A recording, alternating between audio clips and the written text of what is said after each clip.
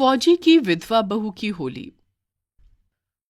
उसे लगता है कि कोई जीने पर चढ़ रहा है। Oh my God, oh my God, oh my God, oh my God.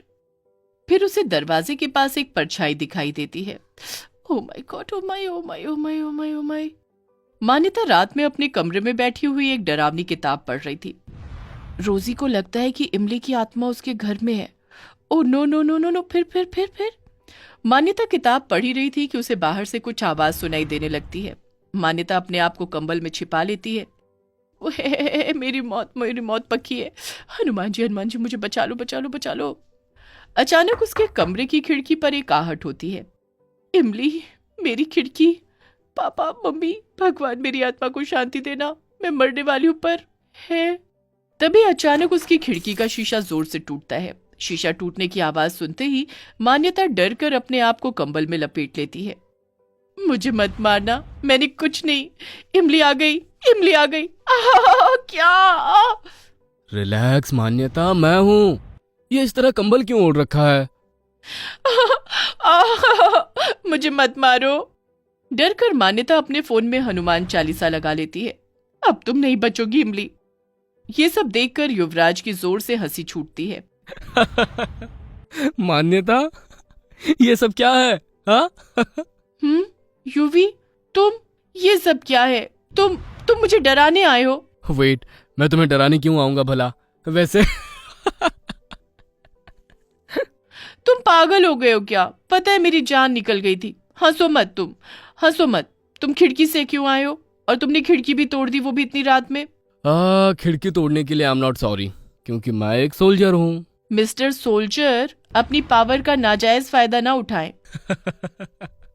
Anyway, मैं तुम्हें एक ज़रूरी बात बताने आया था। मैं कल ड्यूटी पर वापस लौट रहा हूँ, तो मैंने आज रात बहुत हिम्मत करके मॉम डैड से हमारी शादी के बारे में बात की। और और लकीली उन्होंने हमारी शादी के लिए हाँ कर दी। सच्ची? युवराज के माँ बाप रिश्ता लेकर मान्यता के घर पहुंचते हैं और मान्यता के माँ बाप को रिश्ता पसंद आ जाता है। कुछ महीने बाद छुट्टियां होने पर युवराज फिर घर वापस लौटता है। युवराज के वापस लौटने पर उनके माँ बाप उनकी शादी करवा देते हैं और मान्यता अपने घर से विदा लेकर अपने ससुराल पहुंचती है। लेकिन मेरा दिल जीतने के लिए तुम्हें ये साबित करना होगा कि तुम इस घर की बहू होने के लायक हो या नहीं। बहू तो मेरे बेटे की पसंद जरूर होगी।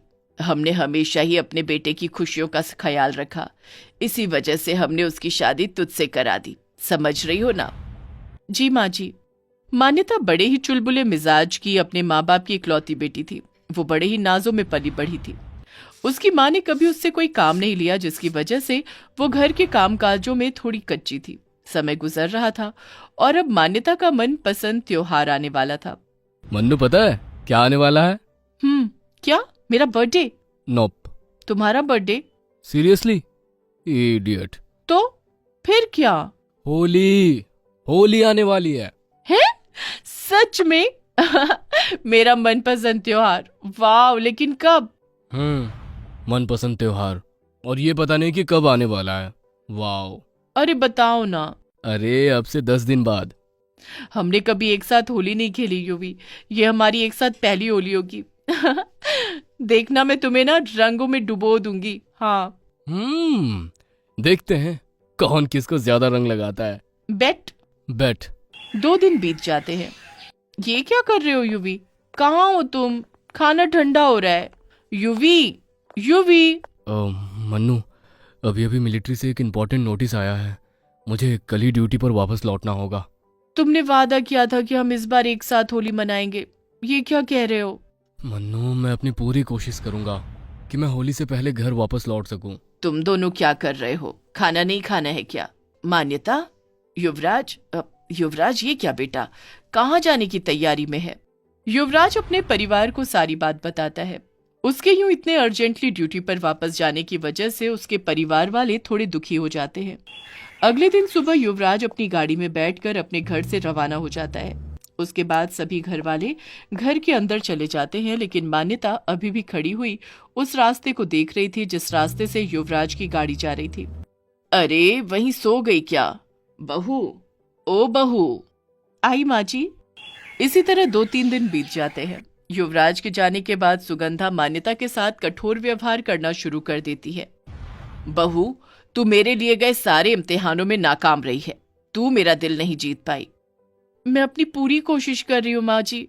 ऐसा मत कहिए माँ जी, प्लीज मुझे एक और मौका दे दीजिए। परिवार का दिल प्यार से नहीं, हुनर से जीता जाता है भाभी। मौका भी काबिल लोगों को दिया जाता है, और वो तो आपके पास है नहीं। मान्यता के पास अपनी सास और ननद की बातों का कोई जवाब नहीं था। वो बेचारी चुपचाप खड़ी रह जाती है। अगले दिन मान्यता युवराज को फोन करती है। हेलो, तुम अपना ख्याल रखना। कब आ रहे हो तुम? युवी, तुम ठीक हो ना? तुम अपना ख्याल ठीक से रख रहे हो ना? 2 दिन बाद होली है, तुम कब आ रहे हो? तुम्हें अभी भी होली की पड़ रही है? हाँ, अगर तुम नहीं आ सकते तो कोई बात नहीं, बस मुझे तुम्हारी याद आ रही है। नहीं नहीं, अपना ख्याल रखना। ठीक है। आपको एक खुशखबरी दे दूं मैडम जी, मैं कल ही आ रहा हूँ। क्या? सच में? इतना सुनने के बाद मान्यता की खुशी का ठिकाना नहीं रहता। वो बड़ी खुशी से सारे काम करती है। आखिर ये उसकी शादी के बाद पहली होली थी।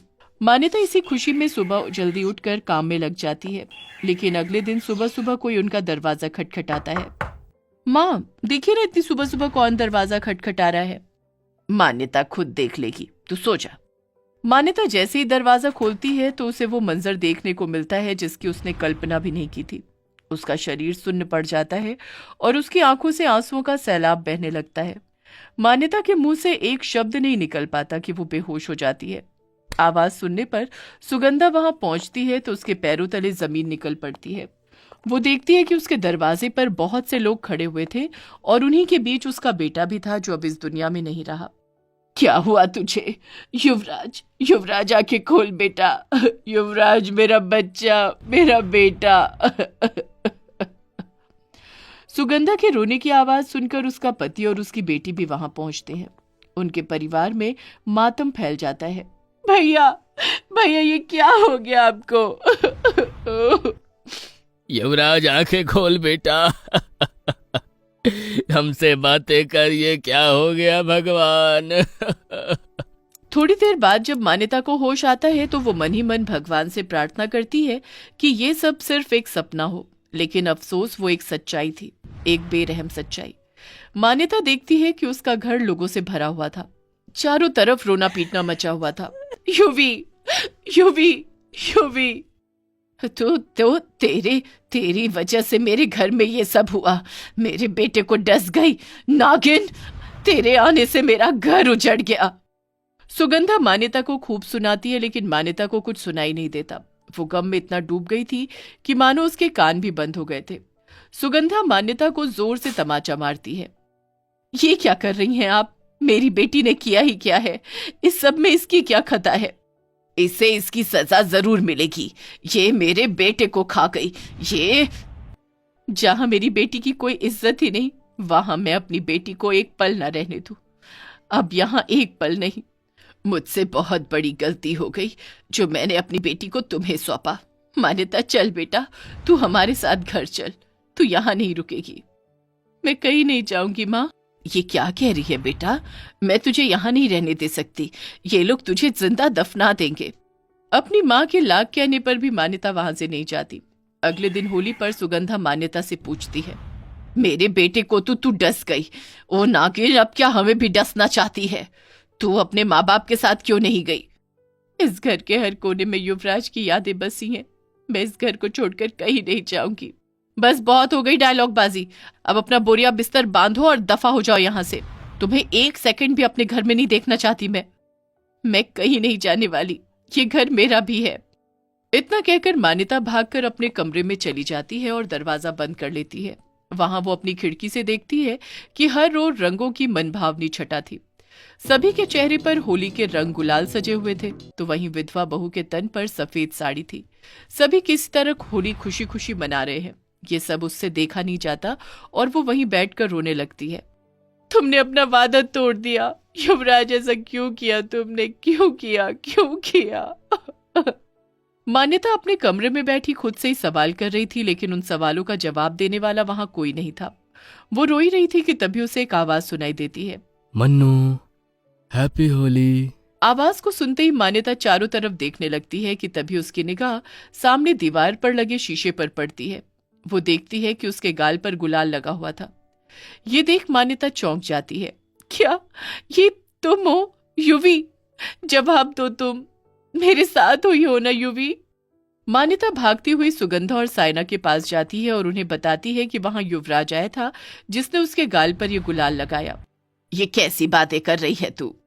सुगंधा मान्यता को थप्पड़ मारने वाली ही होती है कि तभी रुको सुगंधा, शायद मान्यता सही कह रही है, क्योंकि हमारे घर में भला गुलाल कहाँ से आया? हमारा बेटा यही है, वो कहीं नहीं गया है। मान्यता, मुझे तुझ पर यकीन है बेटा। और माँ, मुझे पूरा यकीन है कि युवराज हमारे साथ है।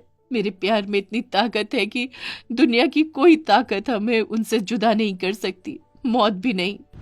मान्यता की बातें सुनकर सुगंधा की आंखें भर आती हैं। उसे यकीन आ जाता है कि मान्यता सही कह रही है और वो मान्यता को अपने गले से लगा लेती है।